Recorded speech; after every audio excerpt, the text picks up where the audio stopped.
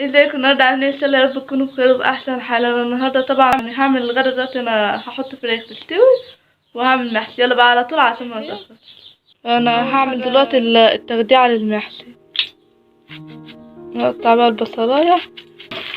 دلوقتي هرص البصلاية اهيت، هسيبها لما تحمر واقوم حاطة فيها التخديعة.